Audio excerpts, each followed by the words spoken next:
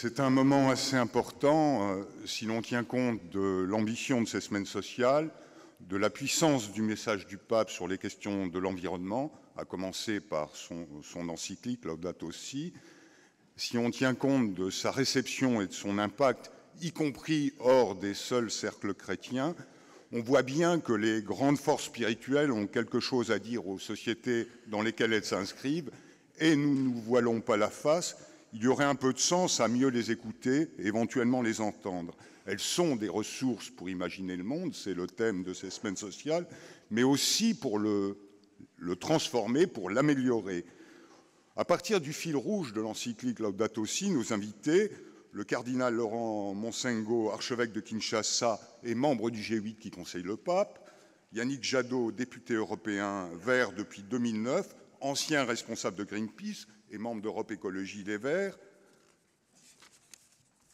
Chacun, dans son intervention, nous dira ce que l'on peut retenir de cette encyclique, à ses yeux, du texte du pape, des différents textes du pape sur les questions environnementales, leur degré de pertinence et ce qui les sous-tend, et on verra que c'est assez important, mais aussi d'éventuelles impasses, et surtout de quelle manière ces textes, cette encyclique, peuvent guider l'action et à quel niveau, au niveau national ou international, individuel ou collectif. On voit bien qu'il y a une balance sur chacun de ces plans. Vous aurez, mon père et Yannick Jadot, chacun une vingtaine de minutes pour votre intervention initiale. Puis il y aura la traditionnelle demi-heure d'échange avec la salle. Mon père, c'est à vous. Monsieur le Président,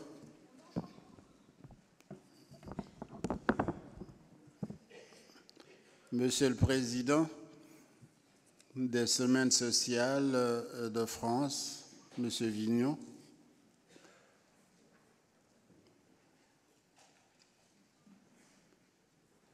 distingués invités en vos titres et qualités, et je ne puis m'empêcher de nommer un cher ami qui fut dans le temps président des Semaines sociales, Monsieur Michel Candessu, qui est dans la salle.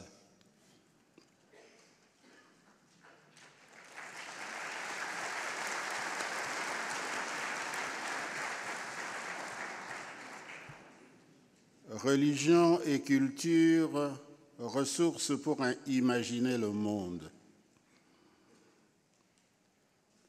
Le pape François, dans sa lettre encyclique Laudato Si, offre un regard de croyant sur le cosmos en vue de la sauvegarde de la maison commune. C'est du Cantique des Cantiques de saint François d'Assise qu'il emprunte les mots pour dire l'ordre créé, où il voit la terre aussi comme une sœur avec laquelle nous partageons l'existence et comme une mère belle qui accueille à bras ouverts, ainsi dit le numéro 1.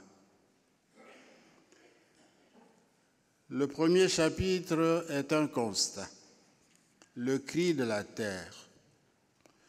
Le constat du pape nous livre un tableau cru aux images fortes d'une terre, mère et sœur, abusée et violentée, défigurée et malade, avec pour conséquence que toute la création gémit en travail d'enfantement d'une terre nouvelle et d'un ciel nouveau.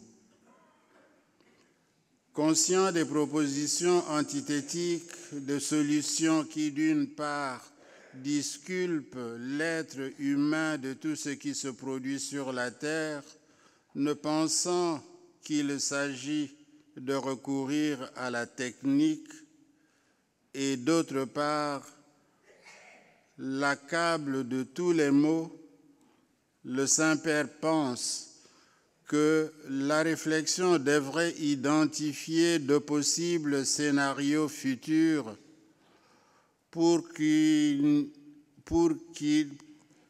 parce qu'il n'y a pas une seule issue, afin d'instaurer un dialogue en vue de réponses intégrales. Numéro 60. Au chapitre 2, aux sources de la Bible et de la tradition judéo-chrétienne, comment organiser ce dialogue de toutes les personnes de bonne volonté avec une référence à des convictions de foi, numéro 62. Selon le Saint-Père, une telle référence est possible, car la science et la religion, qui proposent des approches différentes de la réalité, peuvent entrer en dialogue intense et féconde pour toutes les deux. Numéro 62. Puisant alors dans les ressources de la Bible et de la tradition judéo-chrétienne, il propose de grandes motivations pour la protection de la nature et des frères et sœurs les plus fragiles. Numéro 64. Dieu, en effet, est le propriétaire de la terre, donnée aux humains pour la cultiver et la garder, d'après Genèse 2, 15, confère numéro 89. Il s'ensuit que nous sommes appelés à respecter les lois de la nature et les délicats équilibres entre les êtres de ce monde, numéro 68, à garder à l'esprit que chaque être créé a une valeur propre devant Dieu, numéro 69, pour que l'être humain ne s'érige pas en maître et dominateur de la création. Celle-ci porte en elle un projet d'amour de Dieu. Elle est donc ouverte à la transcendance. L'être humain est certes à l'image et à la ressemblance de Dieu, mais l'ensemble de l'univers, avec ses relations multiples, révèle mieux l'inépuisable richesse de Dieu, numéro 86. La terre devient ainsi, pour tous, croyants et non-croyants, un bien commun, un patrimoine de toute l'humanité, sous la responsabilité de tous, numéro 85. Les chrétiens considèrent quant à eux que tout est créé par lui et pour lui, Colossiens 1,16, numéro 99. Le chapitre 3. La racine humaine de la crise. Le Saint-Père nous dit que la racine de la crise écologique est humaine. Elle prend sa source d'une part dans la technologie, parce que l'immense progrès technologique n'a pas été accompagné d'un développement de l'être humain en responsabilité, en valeur, en conscience, numéro 105. D'autre part, l'assomption de cette technologie et son développement avec un paradigme homogène et unidimensionnel de la technoscience, où l'être humain a oublié la réalité même de ce qu'il a devant lui. Le pape fait remarquer qu'il est possible d'élargir de nouveau le regard et la liberté humaine est capable de limiter la technique, de l'orienter comme de la mettre au service d'un autre type de progrès, plus sain, plus humain, plus social, plus intégral, numéro 112. Pour ce faire, il y a une grande démesure anthropocentrique à corriger. La seigneurie de l'être humain est celle de l'administrateur responsable, numéro 116, car la crise écologique est l'éclosion ou une manifestation extérieure de la crise éthique, culturelle et spirituelle de la modernité, numéro 119. Tout étant lié, la relation avec l'environnement trouve sa juste place dans la relation de l'être humain avec Dieu et avec les autres personnes, numéro 119.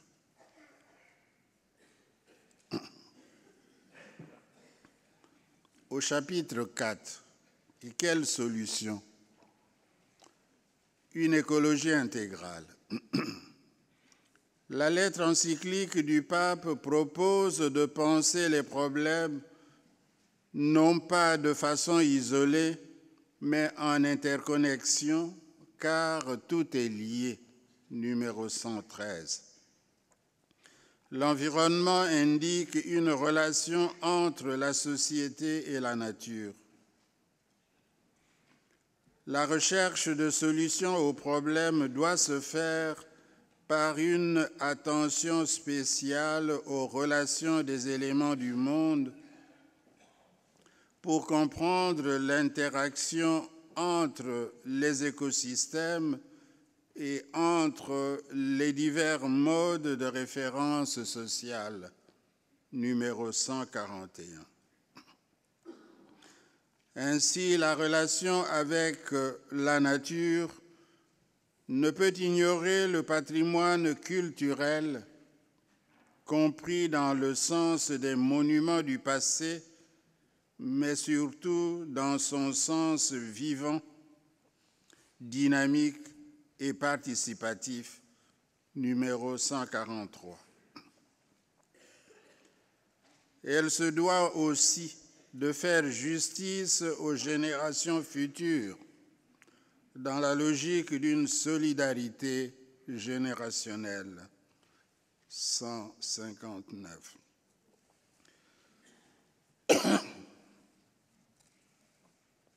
Chapitre 5.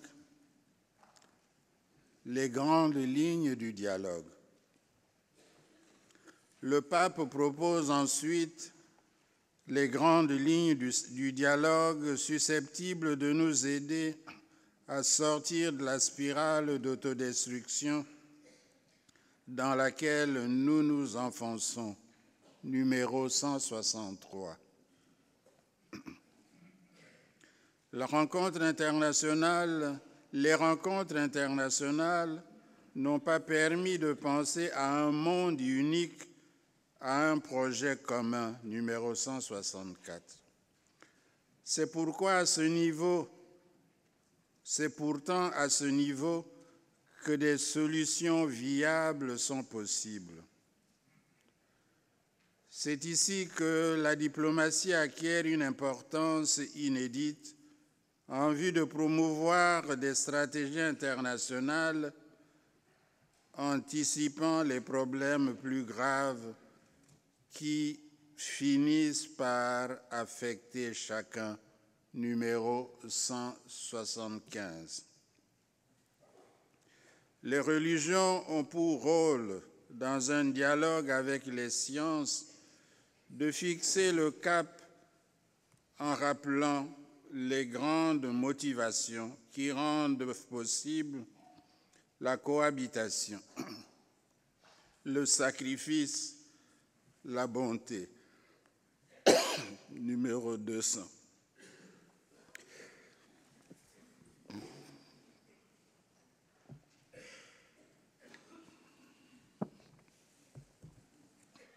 Ce dialogue sur les grandes questions où se joue l'avenir de l'humanité demande patience, ascèse et générosité, numéro 201. Chapitre 6. La formation d'une conscience responsable. Une telle entreprise exige qu'émerge la conscience d'une origine commune, d'une appartenance mutuelle et d'un avenir partagé par tous, numéro 202. Les styles de vie doivent changer pour permettre de sortir de soi vers l'autre, numéro 201. Créer des liens avec l'environnement, numéro 209 suivant. Un tel changement pour les chrétiens passe par une conversion écologique. Un tel changement pour les chrétiens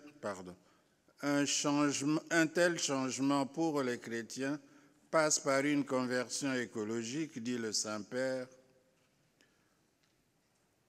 Il entend par là une spiritualité écologique qui intègre le corps, la nature, les réalités de ce monde, numéro 216, parce qu'elle devient la conséquence de la rencontre avec Jésus-Christ, numéro 217.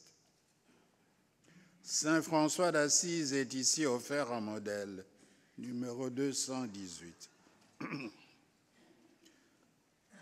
La conversion ne se réduit pas à l'échelle individuelle. Elle doit devenir communautaire, 219. Avec pour caractéristique la gratitude et la gratuité, parce que le monde est un don, l'amour d'une belle communion universelle avec les autres créatures et l'union avec tout le créé reçu du Père, numéro 220. C'est en somme une vie vertueuse que propose Laudato Si. Une vie dont le style est sobre et humble, 224. Capable de vivre en frères et sœurs avec les autres dans la communion et la paix, numéro 228. Fait de simples gestes quotidiens par lesquels nous rompons la logique de la violence, de l'exploitation, de l'égoïsme, numéro 230. De tels gestes d'amour, nous enseigne le pape, sont aussi civils et politiques.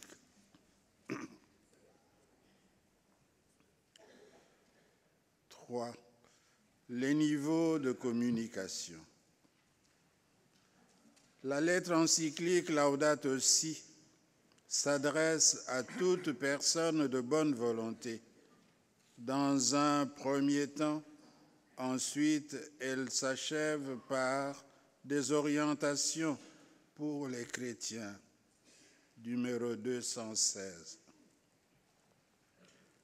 Par ailleurs, le pape tient à y montrer par le dialogue qu'il instaure avec les diverses traditions religieuses, chrétiennes et non chrétiennes, que la crise de la maison commune est avant tout anthropologique.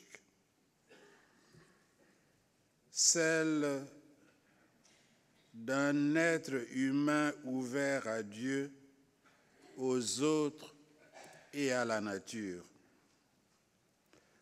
C'est dans cette interrelation de ces différents termes que le Saint-Père nous appelle à chercher ensemble la solution.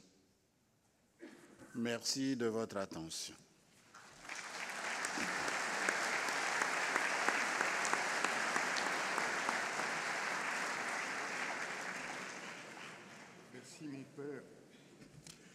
Merci mon père pour ce commentaire éclairant de l'encyclique.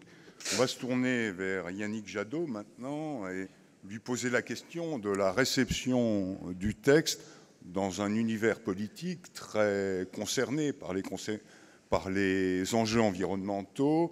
Vous avez vous-même écrit un petit livre qui avance vers la COP21 et qui essaye de montrer que, contrairement à Copenhague, la COP21 peut réussir. Comment est-ce que la parole du pape a été reçue dans votre univers politique, vos amis qui se battent depuis des décennies sur les questions environnementales? Bonjour à toutes et à tous. Merci infiniment pour cette invitation. Je suis très heureux d'être là parce qu'effectivement, cette encyclique est arrivée comme un signal d'espoir pour l'ensemble des écologistes, pour toutes celles et ceux qui luttent contre le dérèglement climatique.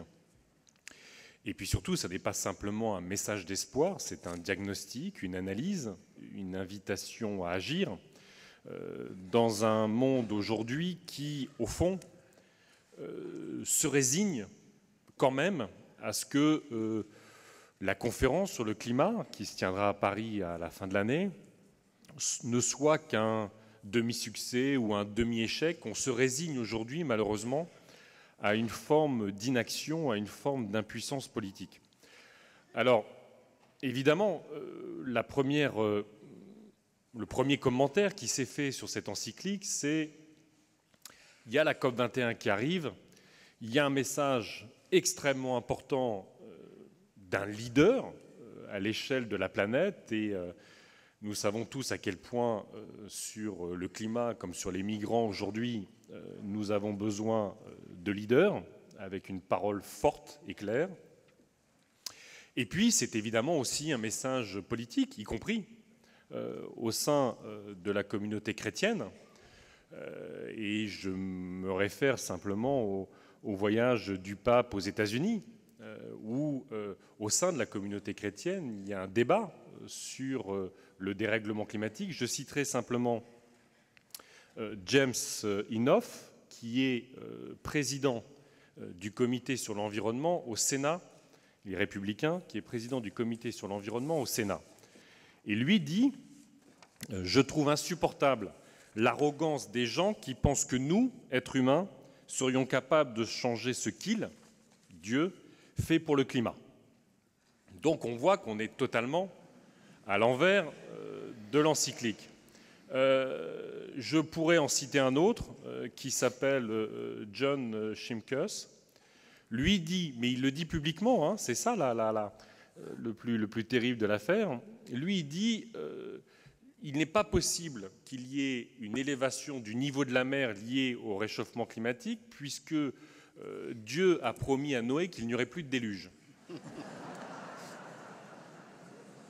Mais ces gens, j'en ris aussi souvent avec vous, mais ces gens occupent des positions fortes au Congrès américain et ne rigolez pas, dans leur campagne, ils ont aussi été soutenus financièrement par des entreprises françaises comme GDF Suez, comme Feu Areva, qui fonctionnent qui sont en grande partie un capital d'État et qui donc, en dépit de ce qui nous apparaît comme une sottise, une absurdité, jouent un rôle extrêmement important dans la politique américaine.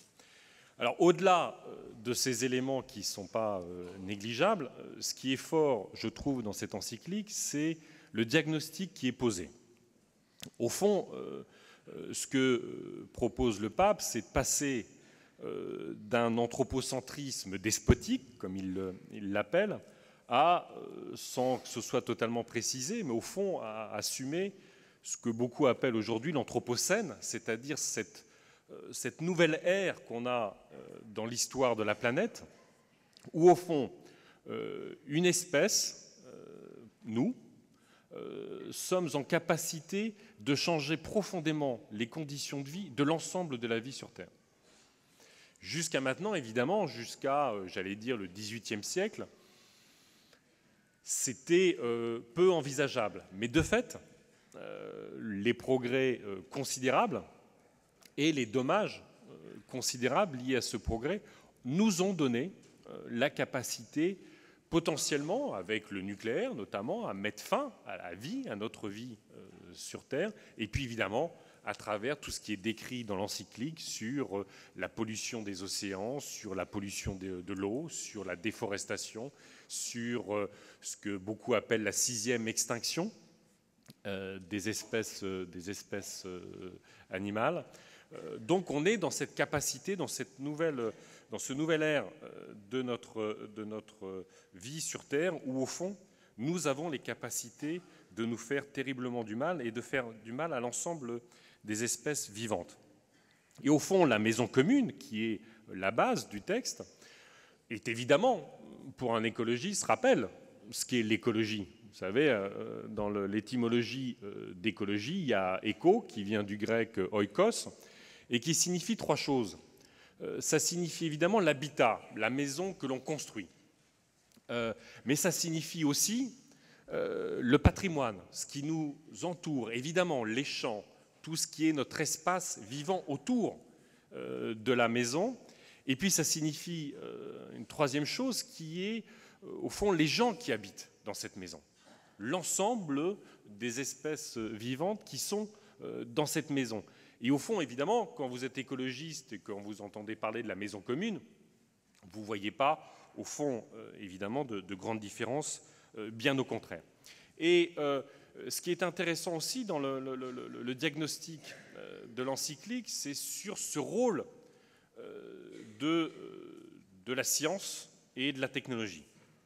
Au fond, on pourrait, je pense, être assez d'accord sur le fait que, vous savez, le positivisme, cette pensée qui a été notamment très forte pendant les Lumières et justement après, au début du XIXe siècle, qui disait, au fond, la technologie, la science va nous permettre à la fois de rompre avec certaines croyances théologiques très conservatrices et ça va nous permettre aussi d'apporter notamment une amélioration considérable des conditions de vie.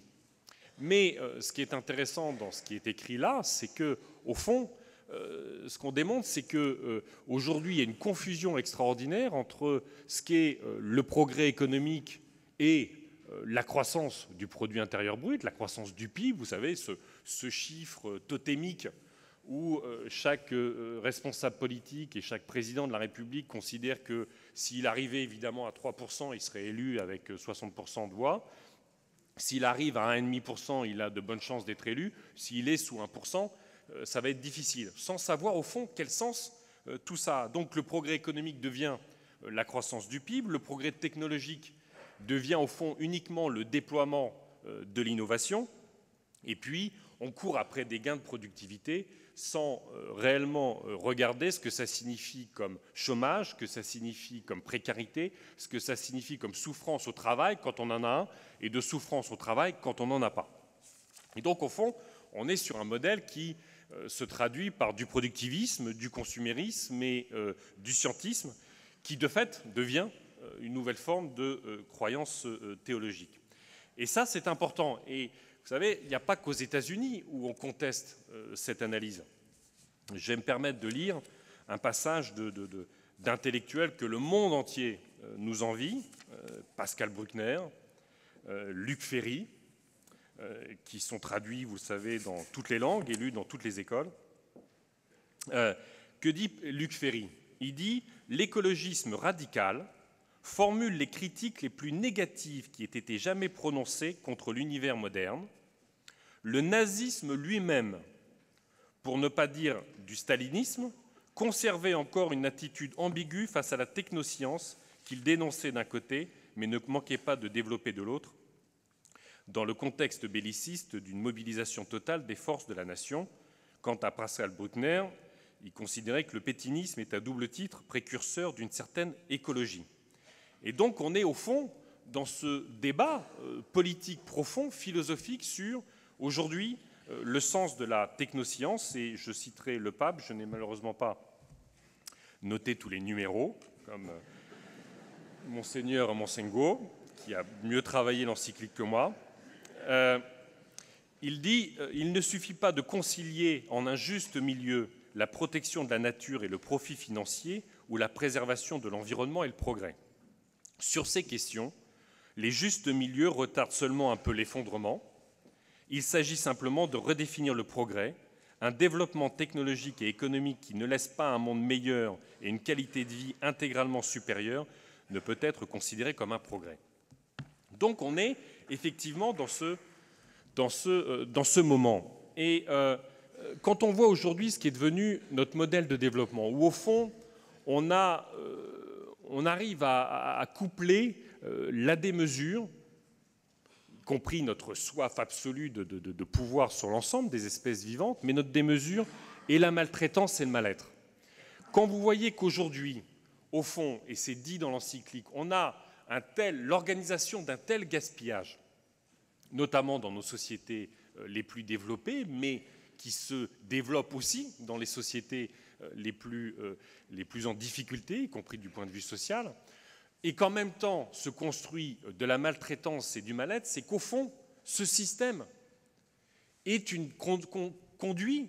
génère une société du mal-être. Quand vous voyez qu'au fond, les dépenses annuelles pour la publicité sont 10 fois supérieures aux dépenses dont nous avons besoin pour couvrir les besoins de l'humanité, les besoins vitaux de l'humanité, que ce soit en matière d'alimentation, d'éducation, d'accès à l'eau ou à la santé, on voit bien que nous participons, au fond, à la construction d'une société de la maltraitance et du mal-être.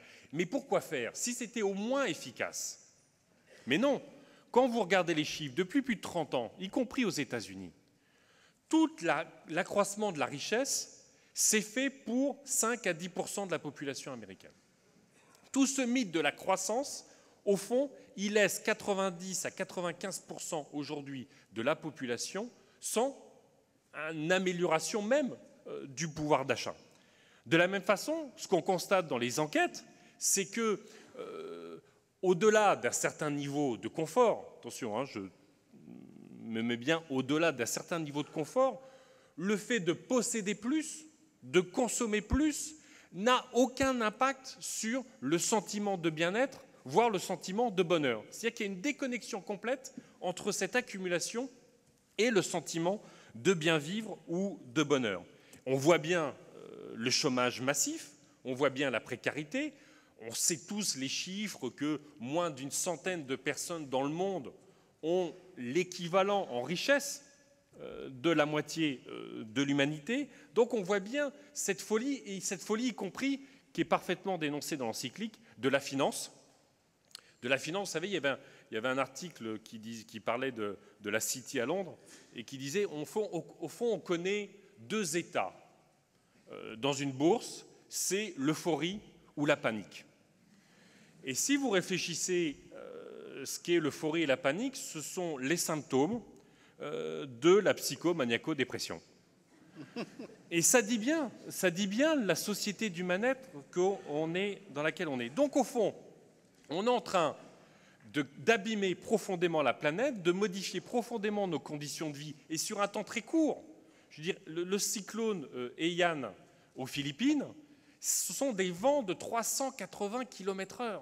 Je pense qu'on ne réalise pas, c'est presque l'effet de souffle d'une bombe. On voit partout les inondations, on voit partout les rendements agricoles baisser, on voit partout les sécheresses et les migrations. Et quand on voit les égoïsmes obscènes sur la question des migrations aujourd'hui en Europe, on a peur de ce qui pourrait arriver quand ce seront des dizaines de millions de migrants qui chercheront refuge. Troisième point important, au-delà du diagnostic, c'est évidemment, et pour un responsable politique, la question de l'impuissance politique qui est ici dénoncée, qui est ici parfaitement dénoncée quand le pape dit « La faiblesse de la réaction politique internationale est frappante. La soumission de la politique à la technologie et aux finances se révèle dans l'échec des sommets mondiaux sur l'environnement. » Et on le constate tous les jours, malheureusement. Il y a quelques semaines, Barack Obama était en Alaska pour tenter, je crois avec beaucoup de sincérité, de mobiliser l'opinion publique américaine sur le climat, mais en même temps, vous le savez, si on veut lutter sérieusement contre le dérèglement climatique, si on veut limiter le réchauffement à moins de 2 degrés à l'échelle planétaire, il faut laisser 80% des ressources fossiles, que ce soit le charbon, le gaz ou le pétrole, dans le sous-sol. 80% doit rester dans le sous-sol. Et ce même président Obama, quelques mois auparavant, autorisait des forages en Alaska, là même où il essayait de mobiliser. Et ça n'est malheureusement pas que le président Obama qui est dans cette forme de double discours. Je prendrai le président Hollande, non pas pour le critiquer particulièrement, le précédent aurait fait pire, mais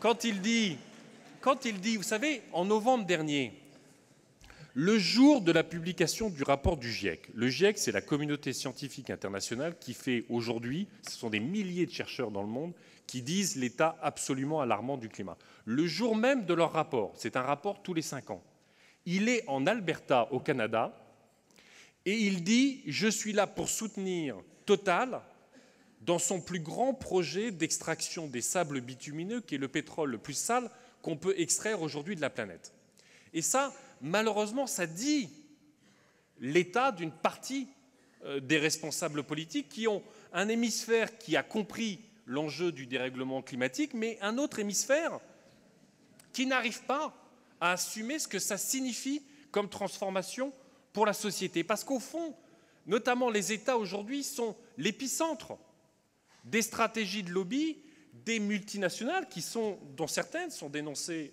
dans l'encyclique, et qui aujourd'hui ne rêvent que d'une chose, c'est de maintenir le système énergétique du XXe siècle.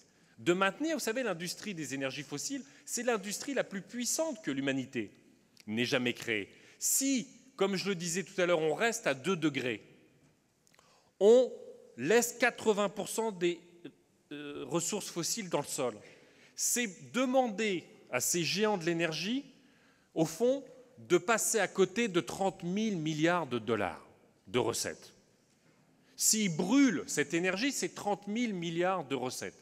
Donc évidemment, tout leur discours, toute leur stratégie, toute leur action, c'est d'empêcher la lutte contre le dérèglement climatique. Et donc là, on est dans un moment de basculement, et c'est pour ça aussi que cette encyclique est importante.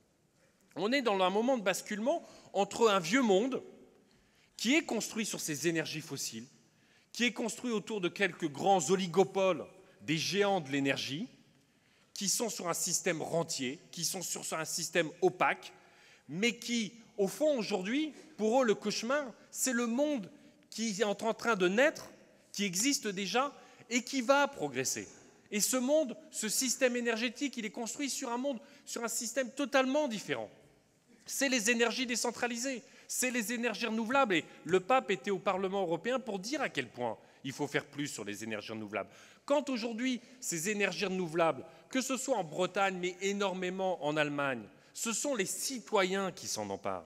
Non seulement les citoyens se mettent ensemble pour moins consommer d'énergie, pour voir comment satisfaire leurs besoins, mais réduire ce qui relève du gaspillage, mais quand ils se mettent ensemble pour produire de l'énergie, ils choisissent des énergies renouvelables, et cette énergie renouvelable, ils la partagent.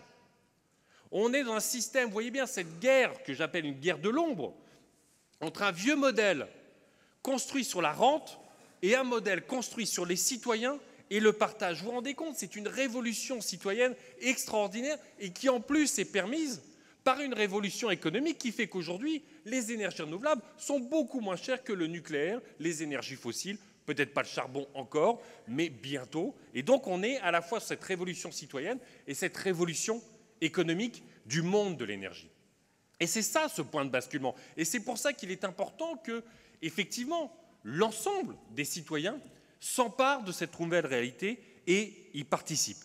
Et au fond, je vais dire un terme qui va évidemment vous rappeler beaucoup de choses, cette guerre de l'ombre entre ce vieux monde et ce nouveau monde, entre des géants et un système, y compris parfois notre conservatisme dans nos propres habitudes et notre façon de penser, c'est aussi une guerre de libération.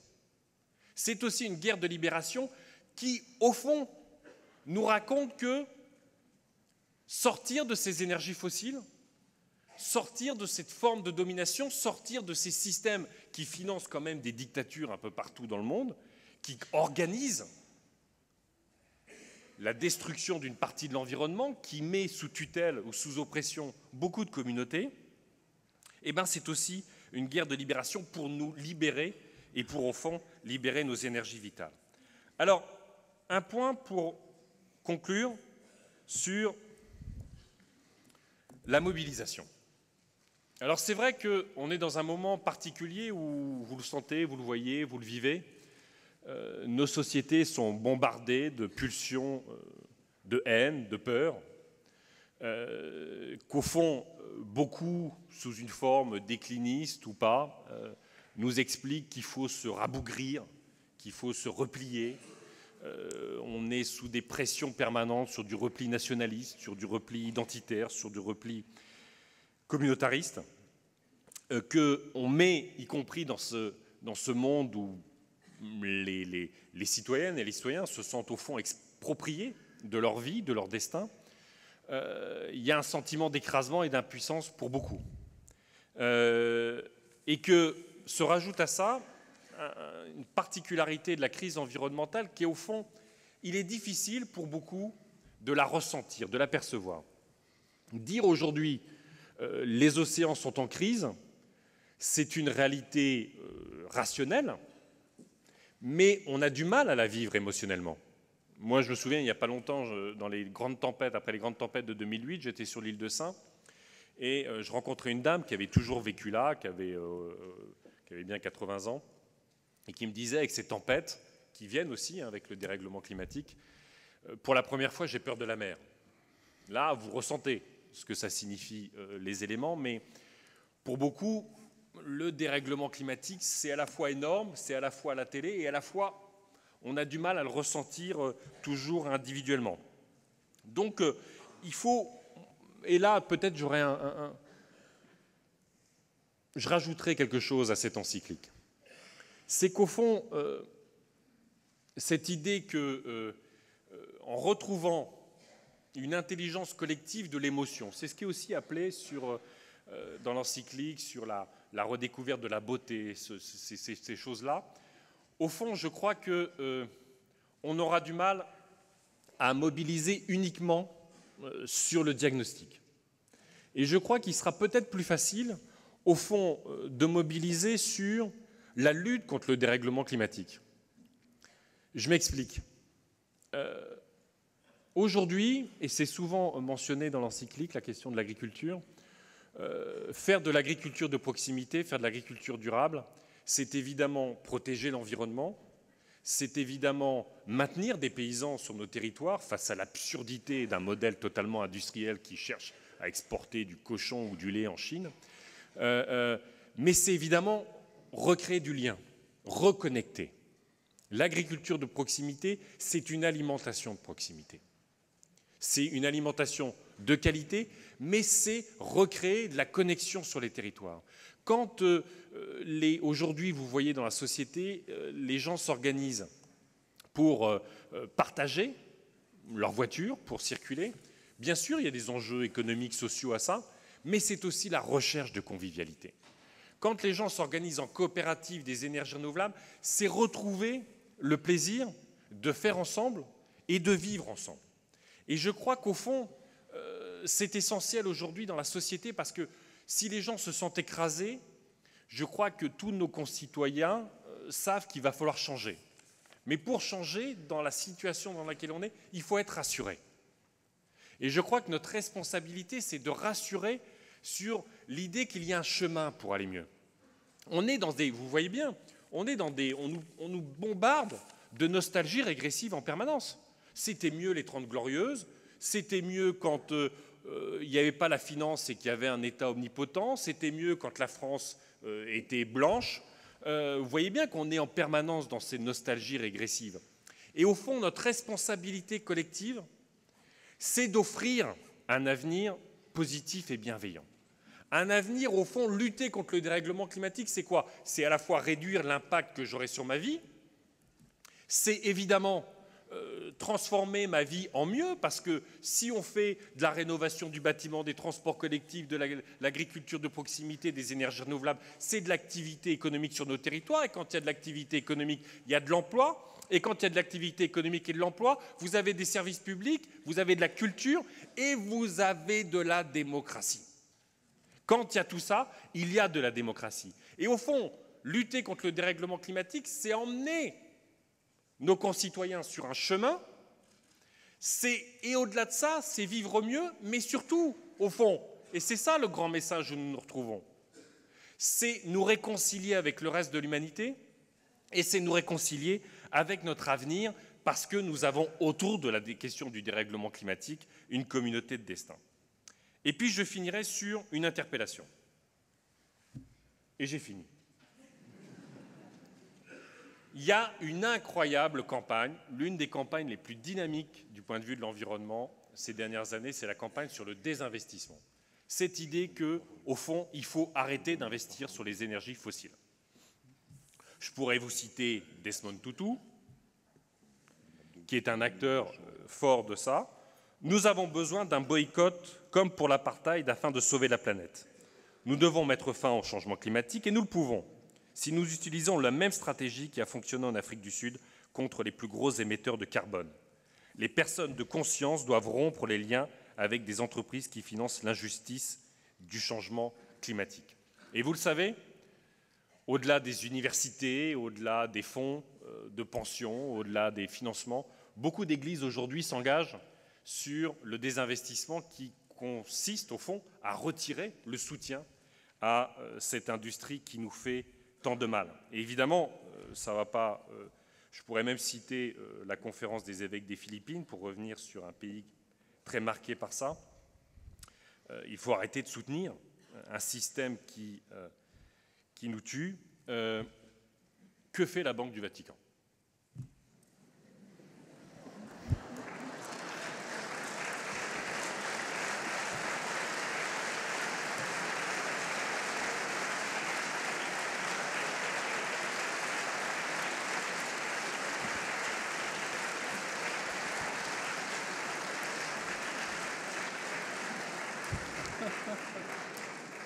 Mon père, vous avez entendu Yannick Jadot, vous n'allez peut-être pas répondre pour la Banque du Vatican.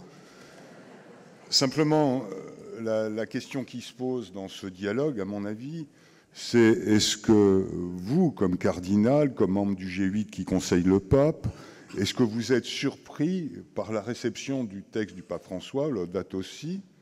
Et question subsidiaire, est-ce que vous aviez le sentiment qu'il est bien lu par ceux qui le lisent hors des cercles chrétiens? Non, je vais d'abord répondre sur la Banque du Vatican.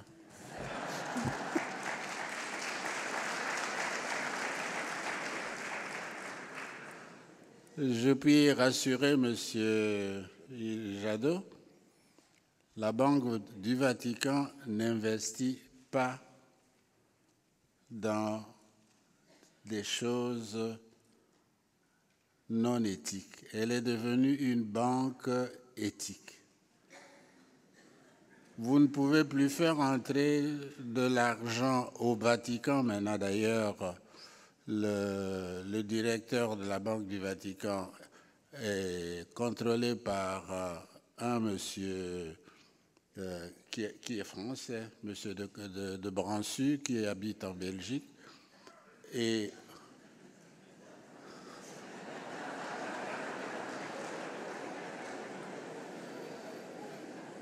c'est pas un exilé fiscal. Non. Les mesures qui sont prises par le secrétariat de l'économie sont absolument saines. Le pape a pris des mesures telles que, actuellement, il n'y a pas d'argent qui entre au Vatican sans qu'on sache d'où ça vient, sans qu'on sache pourquoi on met de l'argent au Vatican. Et de toute façon, actuellement, c'est clair et malheureusement, il y a des gens qui mettent le nez là qui ne devraient pas y être. Mais enfin, la Banque du Vatican a été restaurée et elle a été actuellement ces investissements sont absolument les investissements d'une banque éthique. Deuxièmement,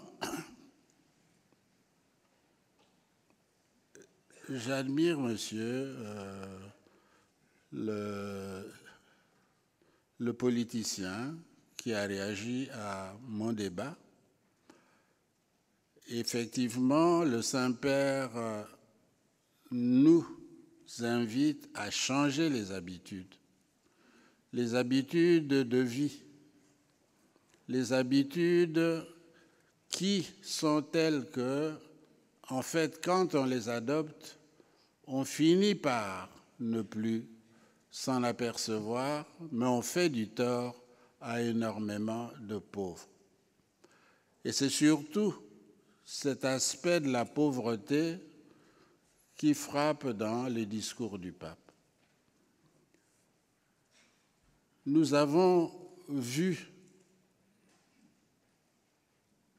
le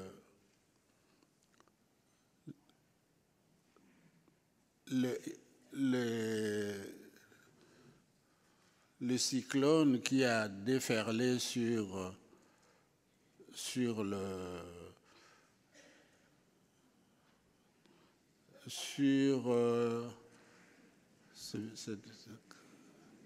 cyclone qui a déferlé sur les Philippines. Nous avons vu le cyclone qui a déferlé sur les États-Unis, sur la Nouvelle-Orléans. Nous avons vu le cyclone, plutôt les inondations qui ont eu lieu en France. Et nous avons vu comment, en un seul jour, une personne peut devenir pauvre et ne plus rien avoir. On y regarde à deux fois pour ne pas suivre les constats que le Saint-Père a faits. Et surtout, ces constats, c'est qu'il y a la pollution qui est organisée par les habitudes de vie, qui est organisée par les sociétés, la pollution qui est devenue nécessaire parce que nous nous sommes habitués à vivre de cette façon-là. Moi, je crois que c'est absolument... il faut une lutte, un combat de tout le monde, un combat de toute la société et un combat où les hommes politiques et les églises peuvent arriver à faire un travail d'ensemble. Donc je félicite M. Jadot. Je crois que si je n'étais qu'un homme politique, je serais écologiste.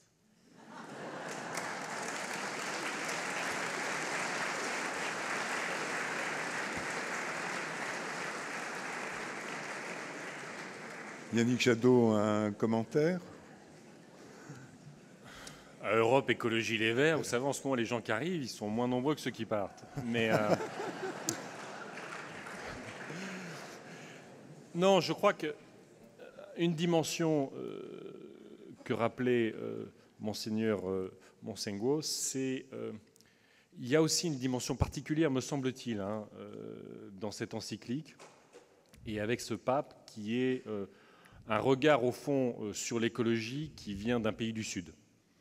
À la fois, on sent dans le discours, que ce soit sur la dette écologique, que ce soit sur le partage de ressources entre le Nord et le Sud, que ce soit sur la question des communautés indigènes fortement impactées par la déforestation, que ce soit sur la nature du modèle agricole, je trouve qu'il y a là aussi quelque chose d'extrêmement intéressant sur la perception que doit être l'écologie.